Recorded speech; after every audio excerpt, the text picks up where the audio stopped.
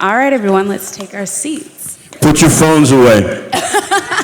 Put your phones down. Yeah, he's not. Put your phones down. He's not playing with y'all. We don't have a real conversation. I'm really. Go ahead. If you want to tell him something. Hi. How you doing? Thanks for coming. Yeah. I want to. You're welcome. I do want to thank all of you guys, especially though, for being here, because as happy as I am, Justice, that you're on this stage and are able to participate in this conversation, there's a part of me that wishes that you were here but not on this stage, because you being here means that John isn't. Because originally I wanted to communicate to the folks at SAG-AFTRA John was going to be here tonight, and this was going to be, he was going to get to talk about the film, and we're all just sad that he left us so soon, but I think this is going to be a great time to honor him and continue that legacy. Yeah, I guarantee you, if my father was here, I would be here, but he would be smiling and talking y'all ears off about, oh, you gotta see what's next and what I'm, but thank you. I'm just trying to show the love that he had and the life, Yeah. And I'm gonna start with you, Laurence, because, and forgive me if the internet lied, but they said you met on the set of Pee-wee's Playhouse? We did. Yes, and he was and John was a PA, fresh in USC, maybe almost fresh graduated. Did he pitch you Boyz n the Hood then? No, he wanted to know about working with Spike Lee, because Tyra and I had just done School Days with a group of other wonderful actors and filmmakers in Atlanta. So he was very excited to hear some stories about Spike, and I was happy to share those with him. And then some years later, he started talking to me about a character and about a film that would actually be Boyz n the Hood. But I just talked to Paul Reubens, who was Pee-wee on the show. Shortly after John passed away, he called me and we had a conversation that I'd like to share some of it with you now. He was, one of the things that was great about Pee-wee's Playhouse when we were doing it, it was the most diverse crews that I'd ever worked on. And I had been working as an actor for almost 30 years by that time. And so there were women in non-traditional roles. There were women, for example, who were camera assistants, as well as women in traditional roles like makeup and hair and all that stuff on Pee-wee's Playhouse. And there were many people of color. He made sure that he hired people of color. And John, as a young PA, came into that world thinking it was normal. And so later on in his career, he actually reached out to Paul Reubens and said, I have to thank you, because when I worked on your show, I didn't realize that the diversity in your crew was not the norm. I thought it was the norm, and then I went out into the so-called real world, or the world of Hollywood, and I encountered sets where, I was maybe one of 3 black faces or 3 faces of color on a set.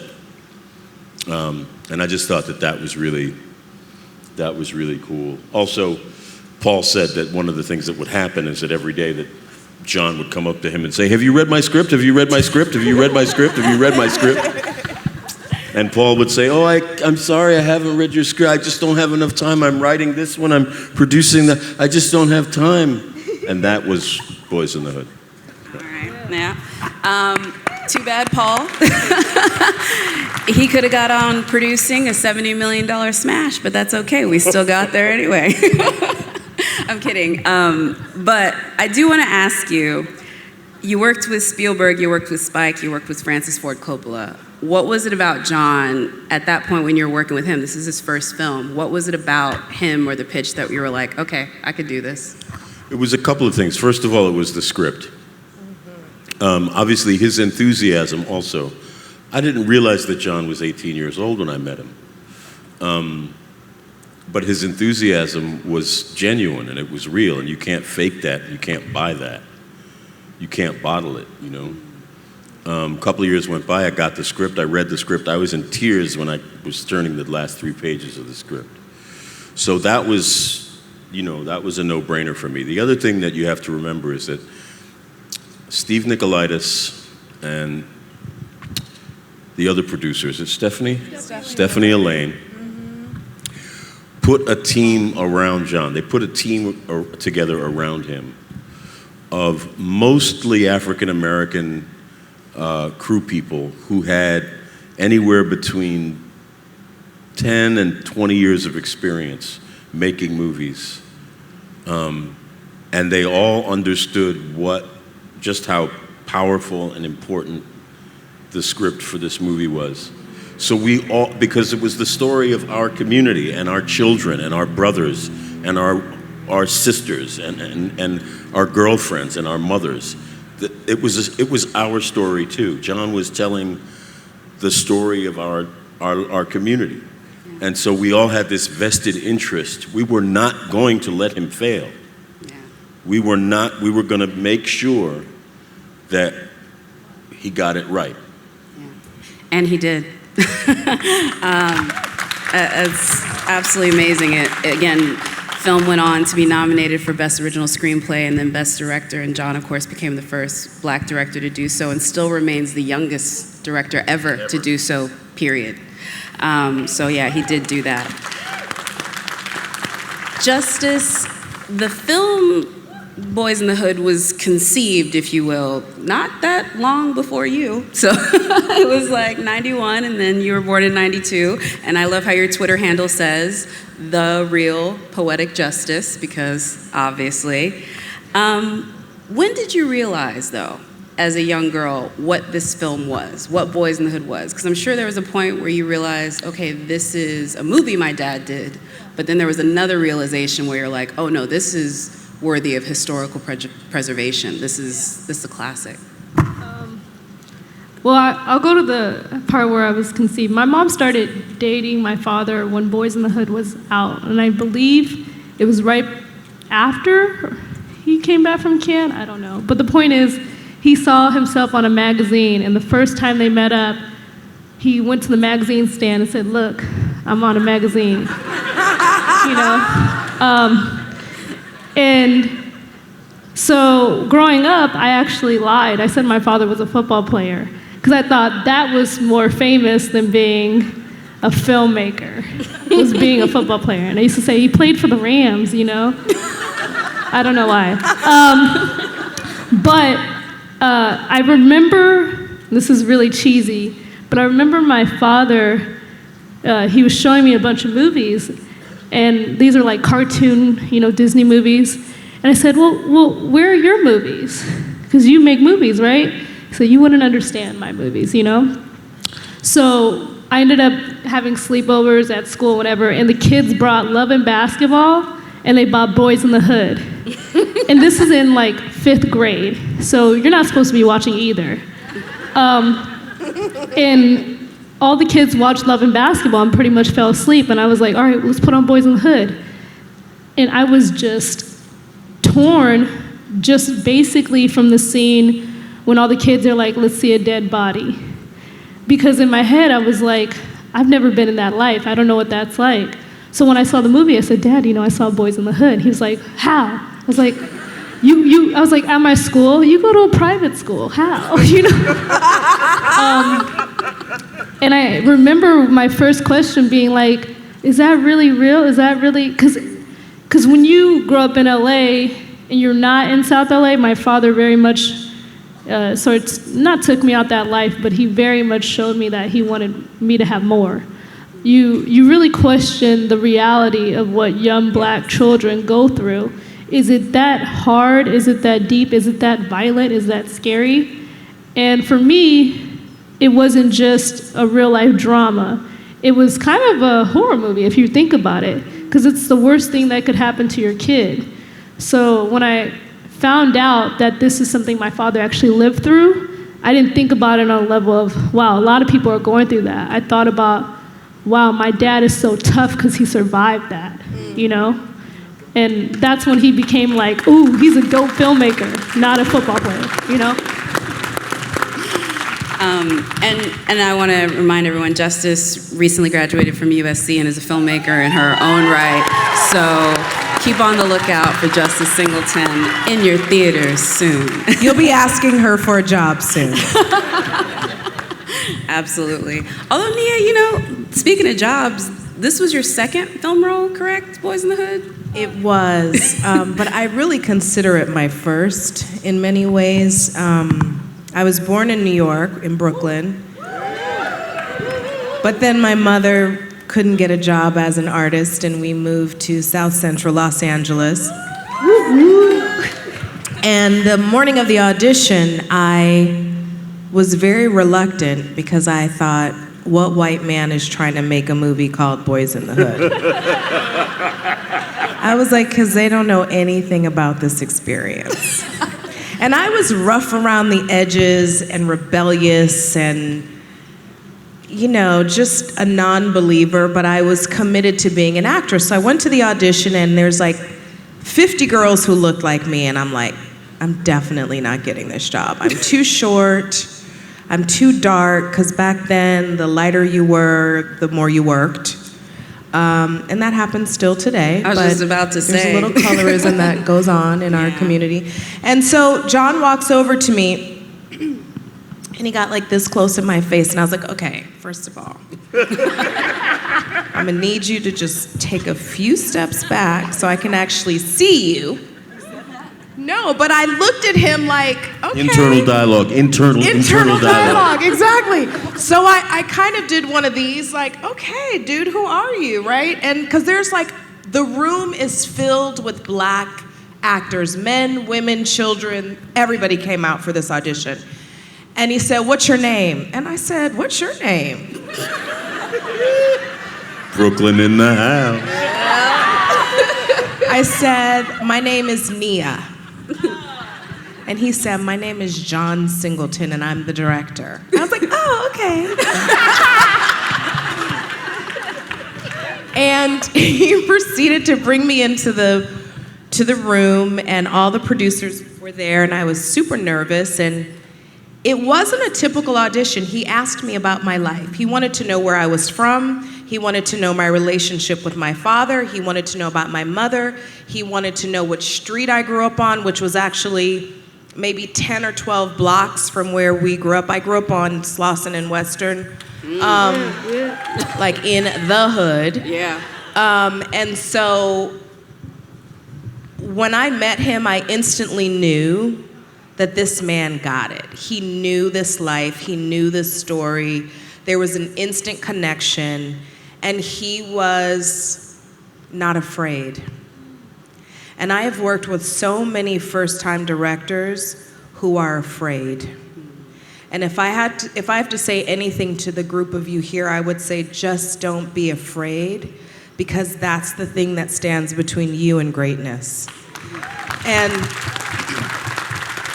I want to say, this isn't a question, but I have to tell this story about Laurence, who's my neighbor.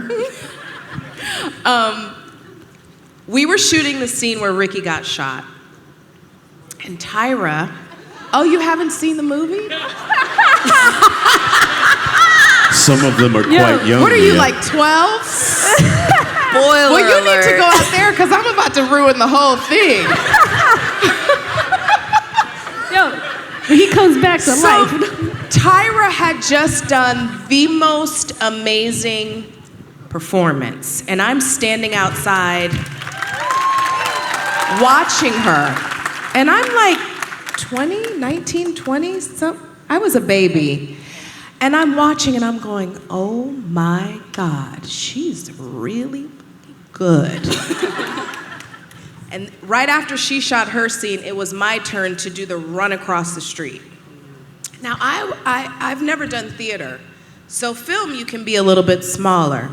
I see John and Laurence standing by the camera, and I run over, but I did it kind of like soft and not very good. But I didn't know, right? So John was like, okay, let's try that again. I did it again. I did it the exact same way. Laurence is behind the camera. He goes, baby, come here. And he whispered in my ear, and he said, do it like there's no other choice. scream and cry like it's desperate, like you are desperate to get this information across. I was like, because I had all the tears. I had done my internal work, I was crying, but it was just a tiny performance. And I ran across the street and I did it big, and I looked over at Laurence and John and they were like, moving on. So I said this in the back to all of you, when you get there, when you have the opportunity to work with other young actors, tell them what you know, share the information because it makes the project better. That's it. And that's kind of this project, because you and Angela and Tyra, you guys had work and had done work. Yeah, they and were stars to me. I was like, oh my God. But then there's also all these newcomers like yourself and Ice Cube and Cuba Gooding Jr. who hadn't done that much, and also Morris hadn't done that much. And I think it was just such a great incubator. And then what's great is having you with it, Tyra, because I think right now we're in a Black renaissance. Lena Waithe has said it, and I think we're right. When we look at all of these Black folks doing big things on screen, stage, small. And it's amazing, and I love it. Jordan, Barry, everyone's doing their thing. But it started with Townsend, Spike, and Singleton in the 90s. And this lady right here was in like all of their movies because let me give you the run. 1991 through 1993, she did White Men Can't Jump, Jungle Fever, Poetic Justice, and Boyz in the Hood. And that's just the little section. And I know we gotta get out of here soon, but I wanna make sure that we get this in because you were there through that renaissance, and now you're again working through this one. But what was different about back then? What was different about what those films did and what Boyz in the Hood did to the cultural conscious? Well, it put us on the map in a very human way. And what I mean is, Boyz in the Hood introduced to white Hollywood that we were real people, and that there was a ghetto heaven, and that, you know, gang members had a heart, and that they were real people. Let me start by saying that I'm a method actress, and John was doing his thing when I was doing my thing. My dreams and goals came together with his, and the law of attraction happened, and that's what it was about for me. As a little girl, I had a dream and I had a vision, and it was very clear to me. So what I say, because I'm very cosmic and metaphysical and very spiritual, and so when I look back on my career, I didn't realize what I was really doing. That's right. Because all I cared about was the work and representing. Because as a little girl, I saw black and white films, but I didn't see myself. I felt like Betty Davis. I felt like Joan Crawford. I wanted to be that woman with the presence, with an interesting look. But I didn't see the full lips, the fuzzy hair, the broad nose, and the dark skin. So when I met John Singleton, and one of the reasons why I believe I got the role is because he loved Fishburne, and Laurence told him about me, because we had just done school days together. And I love you. Yeah. And he has a big brain. I'm always attracted to men with a big brain because they stimulate my mind. Yes! And so I did the role, but John got me. He understood me. When we were working together on Boyz in the Hood, he said, you know what, you're really sexy. He goes, but I don't see that in the films. They're not showing that, so I'm gonna write this role for you. I'm gonna write a sexy role for you so our people will see and everyone can see that you're sexy. And so he wrote Jesse for me as he wrote Justice for Janet. And he got me. I mean, he would whisper in my ear things like, now, you're not being Tyra Ferrell right now. You're Miss Baker. Because the truth of the matter is, I didn't know what an ice cube was when I got the role. Oh my God, I remember that! I did not. And so we were on, I have to tell this story really quickly. We were on the set, and it was time to rehearse our scene so that we could shoot the scene. So I said, where is my son, Darren? Because I didn't really call him Doughboy. So Darren, because I did my homework. And so they said, Darren? And they said, you mean Ice Cube? And I said, what is an ice cube? Who would name themselves that? And they said, his name, I said, what's his real name? She said, O'Shea. I said, oh, okay, so where is he? He was across the street at Furious's house, sitting on the porch with all of his friends. So I wanted to rehearse, so I saw him and I went, O'Shea! And he jumped up, and he ran over to me, and he said, what's up? And I said, let's rehearse. And he looked at me and he said, do you know who I am? He says, I'm Ice Cube. I have an image. Nobody calls me O'Shea but my mother. And I said, but I'm playing your mama, so let's rehearse.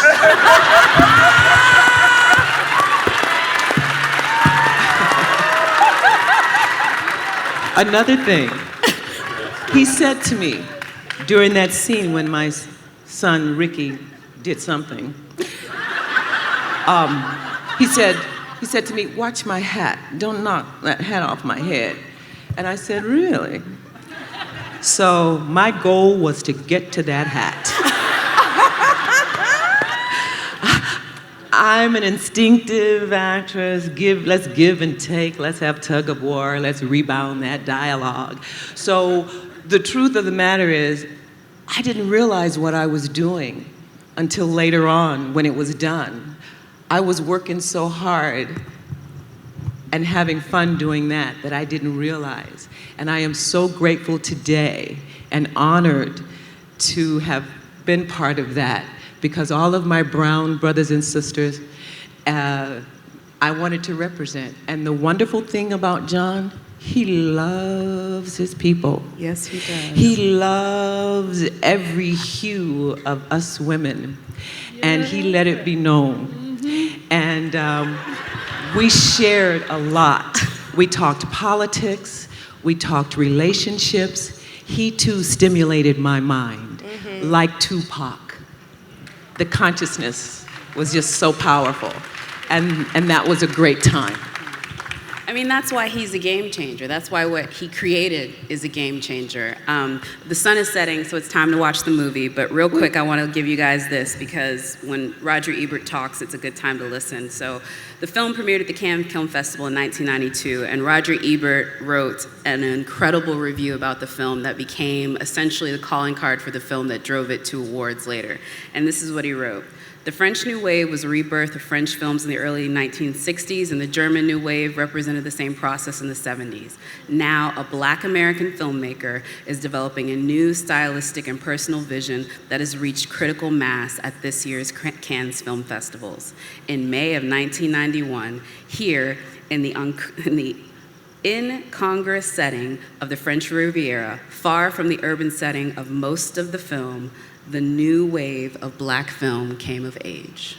And I think that's just the best way to end this, because he did start a Black new wave, and he did set everything off. And at the screening that premiered that night, after Rogers Ebert posted, they turned away 700 people at the Debussy Theater of a 1,200-seater theater, because that is the power of cinema, and that is the power of voice, and that's how you make a game-changing moment. So I want to thank John. Yeah. And thank We all love of you, John.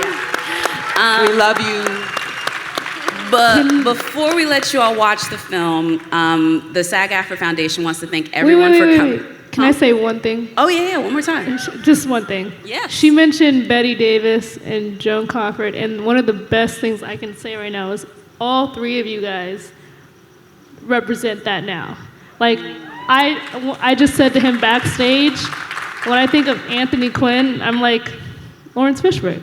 When I think of Betty Davis, I'm like, oh yeah, Tyra Ferrell. When I think of Joan Crawford, I'm like, wait, Nia Long, like, you know what I mean? Like, I've been growing up watching classic movies, and now I don't think of classic white actors, I think of classic Black authors.